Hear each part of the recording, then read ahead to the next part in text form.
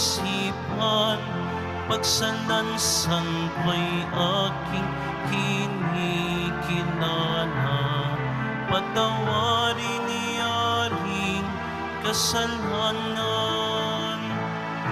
ako'y kaawaan, o mahal kong Diyos, sangayon sa iyong kagandahang loob.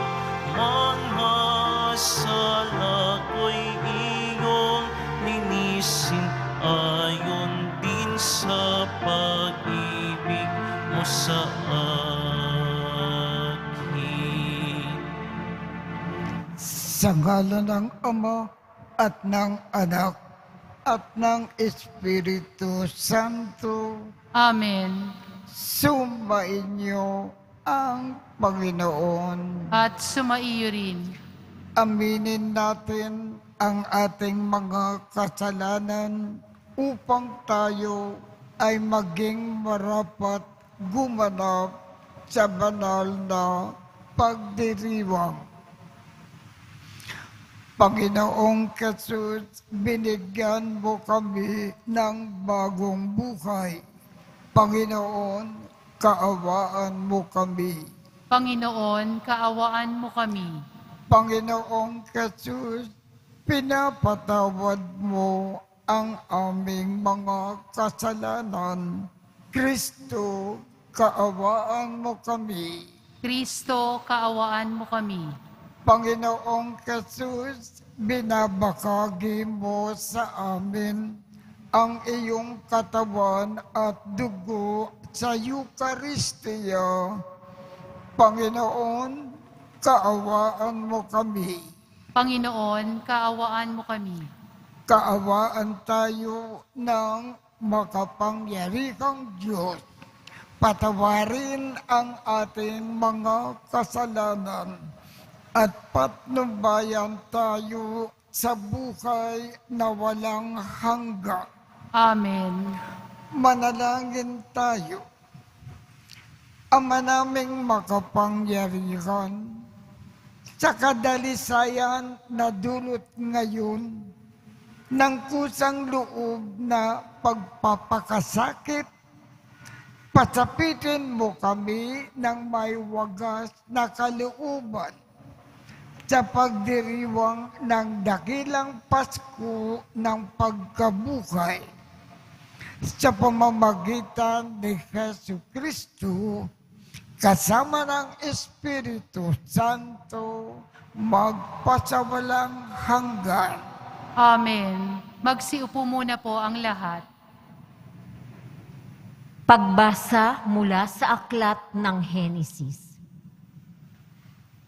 Mas mahal ni Israel si Jose kaysa ibang mga anak, sapagkat matanda na siya nang ito'y isilang. Iginawa niya ito ng damit na mahaba at may manggas. Dinamdam ito ng kanyang mga kapatid at ayaw nilang pakisamahang mabuti si Jose. Nasa Sikem ang mga kapatid ni Jose at doon inaalagaan ang kawan ng kanilang ama. Sinabi ni Israel, "Gumayak ka at sumunod sa iyong mga kapatid." Sumunod si Jose at natagpuan ang mga kapatid sa Dotan. Malayo pa siya'y natanaw na ng mga ito. Nagkaisa silang patayin siya. Sinabi nila, "Ayan na ang mapanaginipin. Patayin natin at ihulog sa balon." At sabihing sinila ng mababangis na hayop. Tignan natin kung ano ang mangyayari sa kanyang mga panaginip. Narinig ito ni Ruben at binalak na iligtas si Jose. Sabi niya, huwag natin siyang patayin. Huwag natin siyang pagbuhatan ng kamay. Ihulog na lang natin siya sa balon.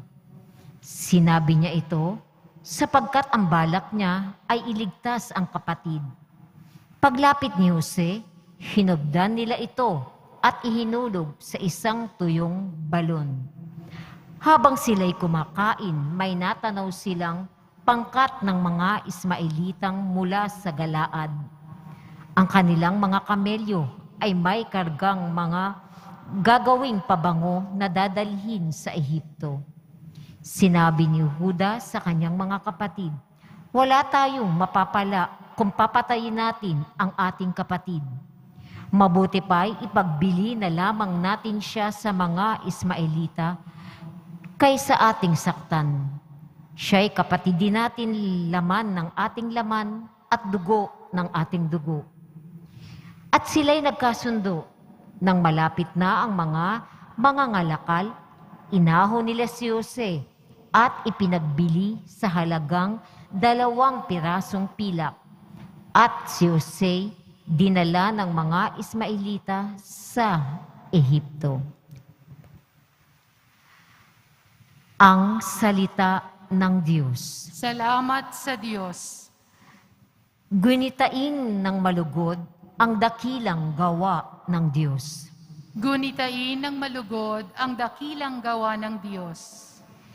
Sa lupain nila'y mayroong tagutom na ipinarating itong Panginoon, kung kaya't nagdahop sila sa pagkain. Subalit ang Diyos sa unahan nila'y may sugong lalaki. Tulad ng alipin, ibinenta nila ang batang si Jose. Gunitain ng malugod ang dakilang gawa ng Diyos. Mga paa nito'y nagdanas ng hirap, nang ito'y ipangaw. Pati leeg niya'y pinagpagpintas ng kolyar na bakal, hanggang sa dumating ang isang sandali na siya'y subukin nitong Panginoon na siyang nangakong siya'y tutubusin.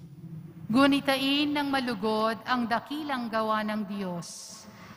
Ang kinasangkapan niya'y isang hari. Siyang nagpalaya. Pinalaya siya nitong haring itong namamahala. Doon sa palasyong tahanan ng hari, pinamamahala. Sa buong lupain, si Jose ginawa niyang katiwala. Gunitain ng malugod ang dakilang gawa ng Diyos. Magsitayo po ang lahat.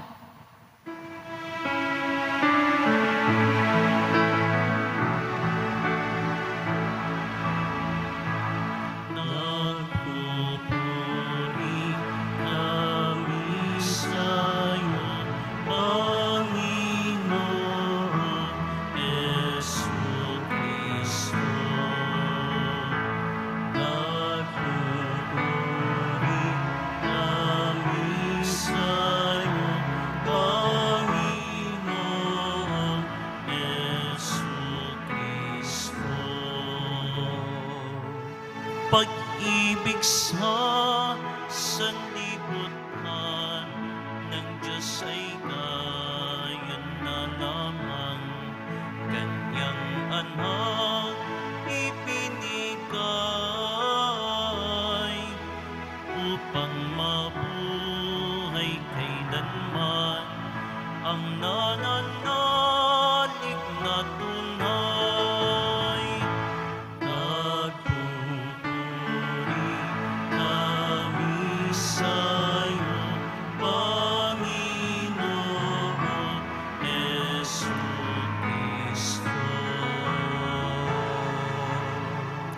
Sumainyo ang Panginoon. At sumaiyo rin.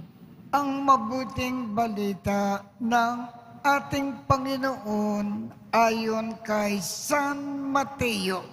Papuri sa iyo, Panginoon. Noong panahong iyon, sinabi ni Jesus sa mga punong saserdote at matatanda ng bayan, "Pakinggan ninyo ang isa pang talinghaga. May isang taong nagtanim ng ubat sa kanyang bukid at ito ay binakuran niya. Gumawa siya roon ng pisaan ng ubat at nagtayo ng isang mataas na bantayan. Pagkatapos, kanyang iniwan sa mga kasama ang ubasan at siya ay nagtungo sa ibang lupain.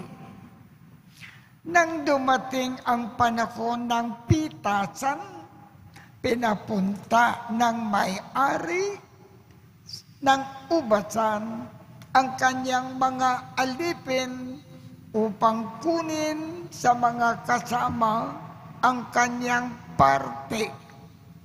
Ngunit sinunggaban ng mga kasama ang mga alipin. Binugbog nila ang isa, pinatay ang ikalawa, at binato naman ang ikatlo. Pinapunta uli ng may-ari ang mas maraming alipin, ngunit gayon din ang ginawa ng mga kasama sa mga ito. Sa kahuli-hulihan ay pinapunta niya ang kanyang anak na lalaki. Igagalang nila ang aking anak, wika niya sa sarili. Ngunit nang makita ng mga kasama ang anak, sila ay nag-usap-usap. Ito ang tagapagmana.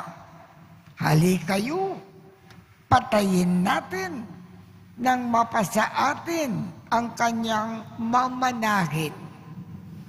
Kaya't siya ay sinunggaban nila, inilabas sa ubasan at pinatay. Pagbalik ng may-ari ng ubasan, ano kaya ang gagawin niya sa mga kasamakang iyon? Sumagot sila, lilipulin niya ang mga bukong na iyon at paaalagakan ang ubasan sa ibang kasama na magbibigay sa kanya ng kaparte sa panahon ng pamimitas. Tinanong sila ni Jesus, hindi ba ninyo nababasa ang talatang ito sa kasulatan?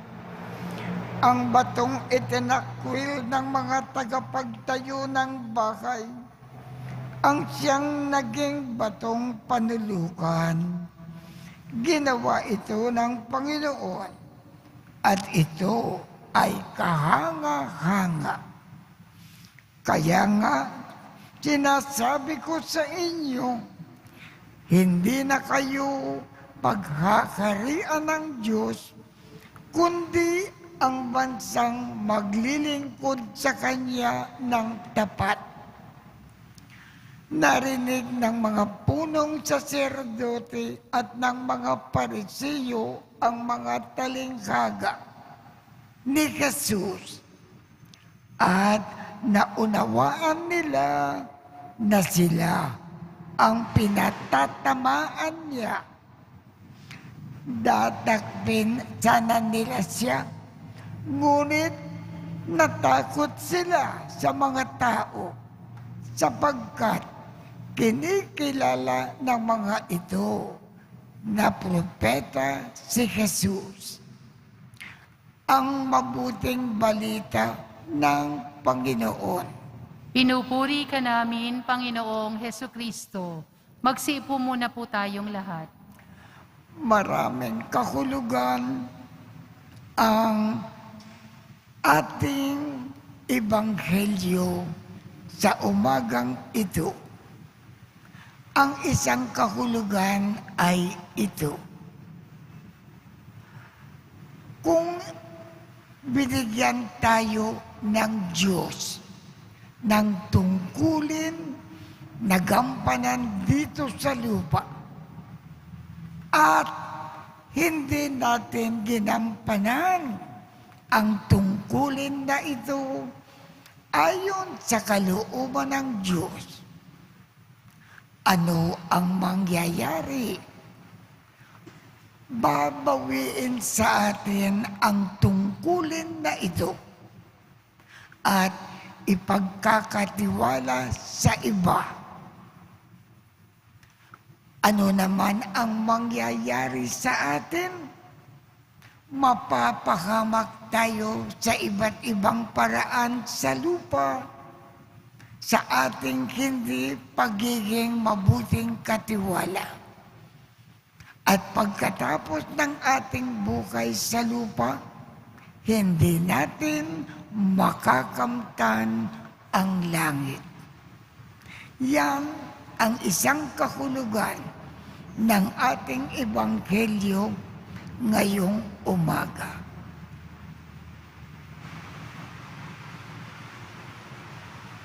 Magsitayo po ang lahat.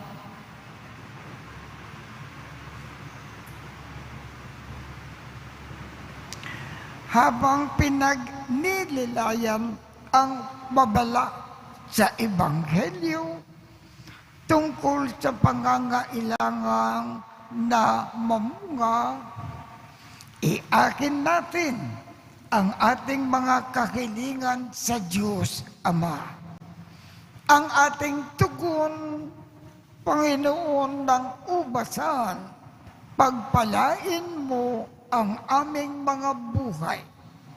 Panginoon ng ubasan, pagpalain mo ang aming mga buhay. Ang Santo Papa, naway makatanggap ng liwanag, lakas at tulong sa kanyang pag-akay sa simbahan sa mga panahong ito ng kahirapan. Manalangin tayo. Panginoon ng ubasan, pagpalain mo ang aming mga buhay. Ang ating mga isipan, naway mapuspos ng kapayapaan ng Diyos na naghahatid ng walang hanggang kagalakan at walang katapusang kaligayahan. Manalangin tayo. Panginoon ng ubasan, pagpalain mo ang aming mga buhay.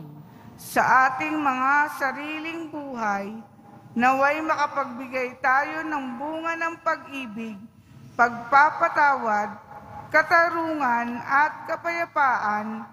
Manalangin tayo.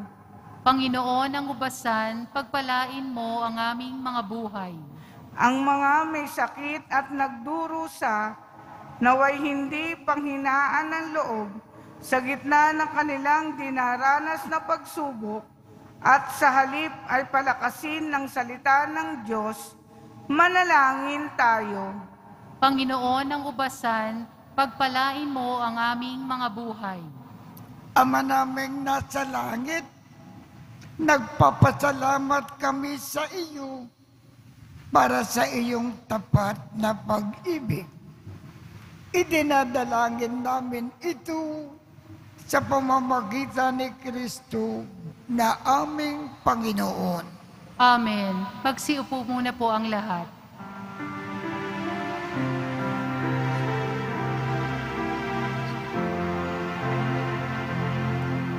Sa iyo, Ama, aming alog, ang tinapay at alak na ito, handog ng iyong bayang sumasamo, humihingi ng patawad mo.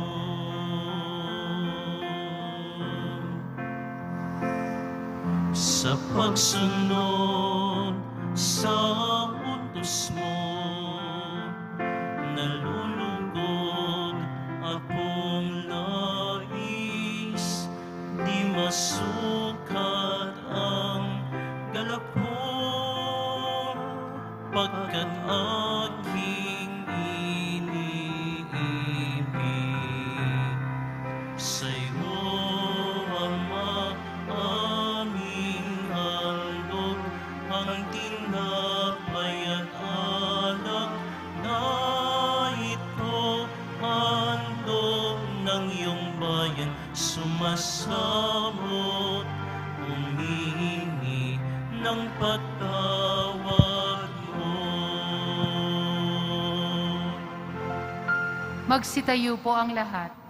Manalangin kayo upang ang pag-aakin natin ay kalugdan ng Diyos Amang makapangyarihan. Tanggapin nawa ng Panginoon itong paghahain sa iyong mga kamay, sa kapurihan niya at karangalan sa ating kapakinabangan at sa buong sambayanan niyang banal.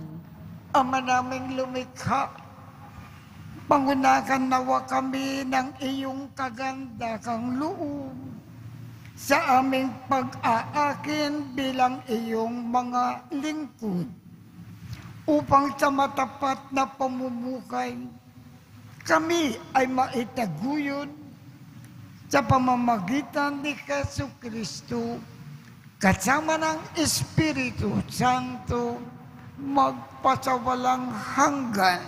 Amen. Sumainyo ang Panginoon. At sumaiyo rin. Itaas sa Diyos ang inyong puso at diwa.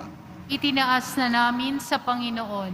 Pasalamatan natin ang Panginoong ating Diyos. Marapat na siya ay pasalamatan. Ama naming makapangyarihan, tunay ngang marapat na ikaw ay aming pasalamatan sa pamamagitan ni Jesucristo na aming Panginoon. Minarapat mo na ang pagtitiis para sa naghihirap ay maging tagapagpahiwatig ng pasasalamat na aming iniaakin ngayon sa iyong hapag. Ang iyong anak ay ulirang tagabigay ng pagsasalukan sa mga nagugutom at mga nauukaw. Sa pagsunod namin sa gilimong anak, ang pagkamaawain mo ay aming ginaganap upang ang pag-iimbot ay mapawing lahat sa aming pag-uugali at gawaing binabalak. Kaya kaisa ng mga anghel na nagsisiawit ng papuri sa iyo nang walang kumpay sa kalangitan, kami ay nagbubunyi sa iyong kadakilaan.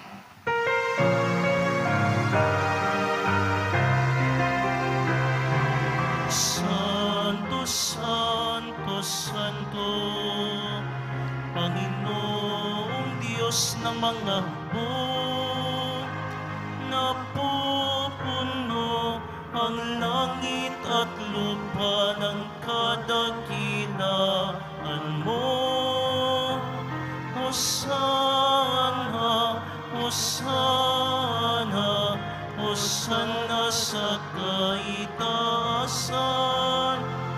Hosana, Hosana, Hosana sa kaitaasan. Pinagpala ang naparirito sa ngalan ng Panginoon. Hosana, Hosana, Hosana sa kaitaasan. Hosana, Hosana, Hosana sa kaitaasan. Magsiluhod po ang lahat. Ama naming banal, ikaw ang bukal ng tanang kabanalan. Kaya't sa pamamagitan ng iyong Espiritu, gawin mong banal ang mga kaloob na ito upang para sa amin ay maging katawan at dugo ng aming Panginoong Jesucristo. Bago niya pinagtiis ang kusang loob na maging handog, hinawakan niya ang tinapay, pinasalamatan kanya, pinaghati-hati niya iyon, iniabot sa kanyang mga alagad at sinabi, Tanggapin ninyong lakat ito at kanin. Ito ang aking katawan na ikahandog para sa inyo.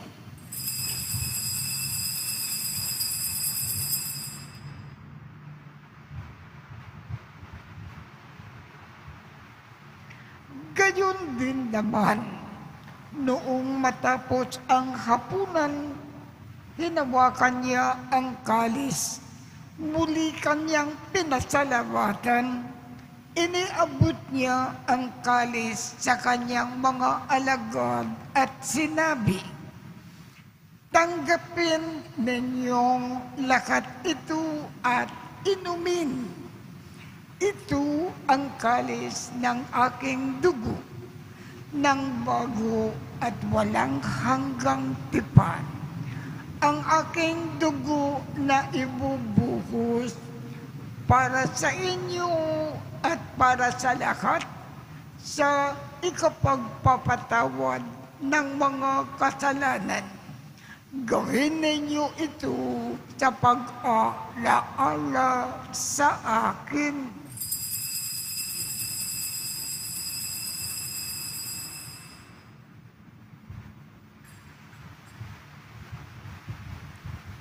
Magsitayo po ang lahat. Ipagbunyi natin ang misteryo ng pananampalataya. Si Kristo'y namatay, si Kristo'y nabuhay, si Kristo'y babalik sa wakas ng panahon. Ama, ginagawa namin ngayon ang pag-aalala sa pagkamatay at muling pagkabuhay ng iyong anak.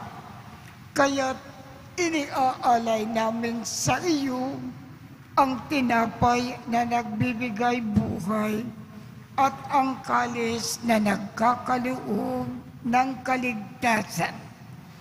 Kami ay nagpapasalamat dahil kami ay iyong minarapat na tumayo sa harap mo para maglingkod sa iyo.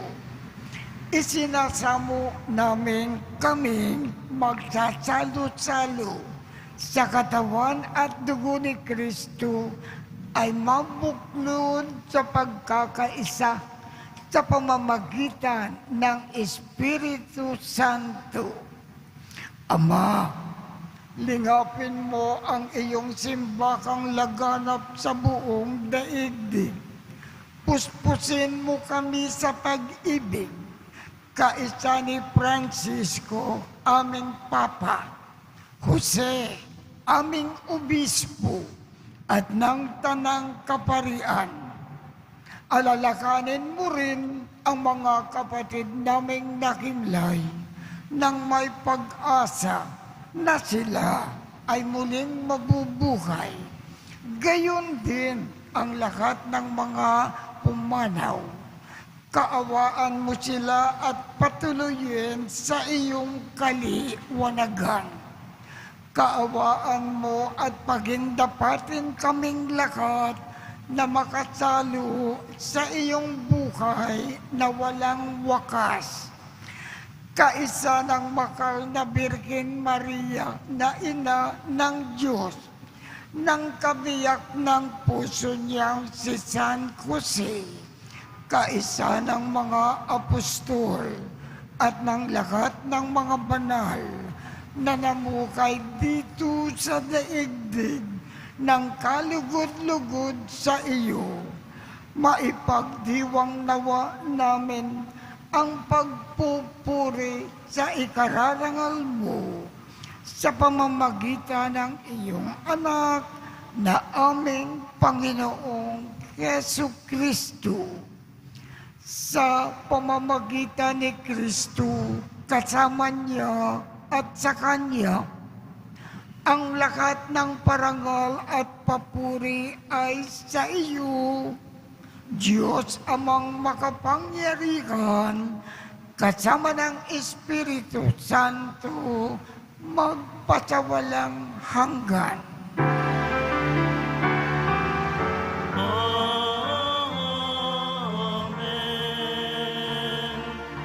Amen.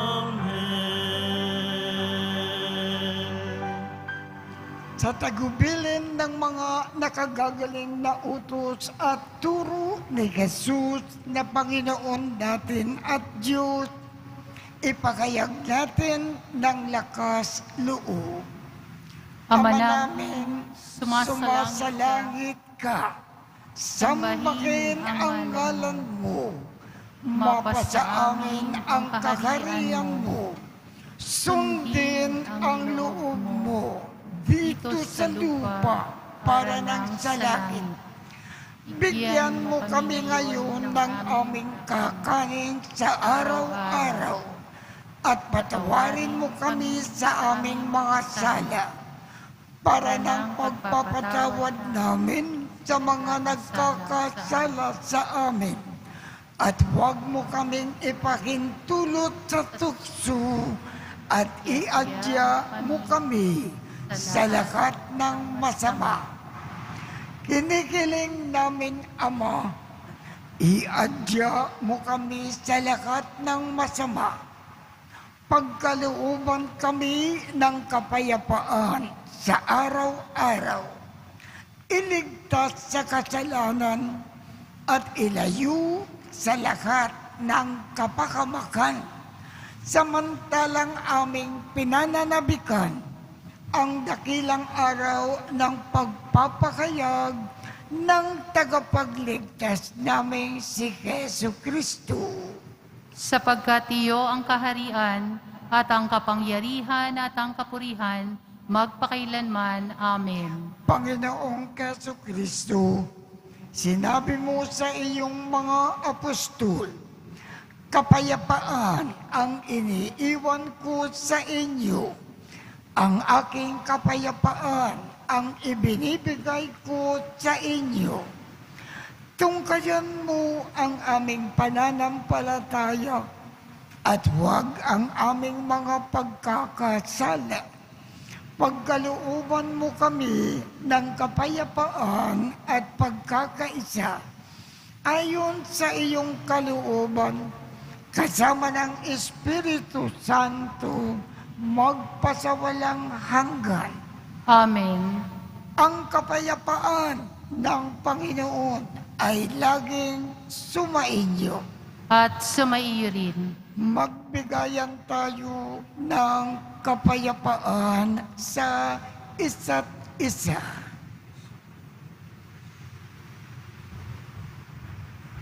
Kordero ng Diyos na nag-aalis ng mga kasalanan ng sanlibutan, maawa ka sa amin. Kordero ng Diyos na nag-aalis ng mga kasalanan ng sanlibutan, maawa ka sa amin. Kordero ng Diyos na nag-aalis ng mga kasalanan ng sanlibutan, ipagkaloob mo sa amin ang kapayapaan. Magsiluhod po ang lahat. Ito ang kordero ng Diyos. Ito ang nag-aalis ng mga kasalanan ng sanlibutan. Mapalad ang mga inaanyayakan sa kanyang piging. Panginoon, hindi ako karapat-dapat na magpatuloy sa iyo, ngunit sa isang salita mo lamang ay gagaling na ako.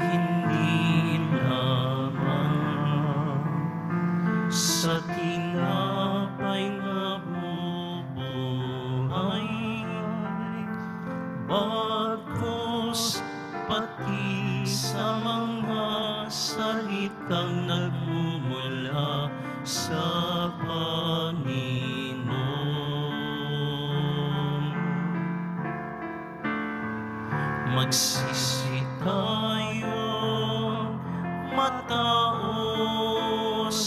halina't magbalik loob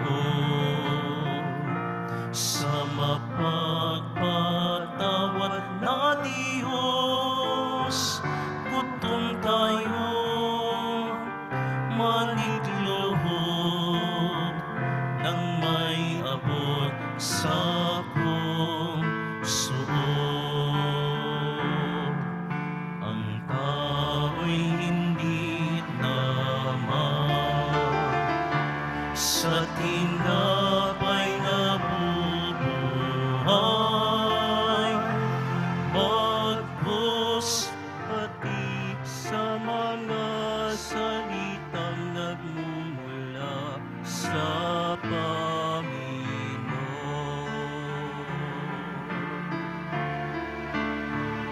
sa pagitan ng pasukan at ng banan ng simbahan. Saserdote ay magbiyakan, Panginoon, iyong bigyan ng pagkawal ng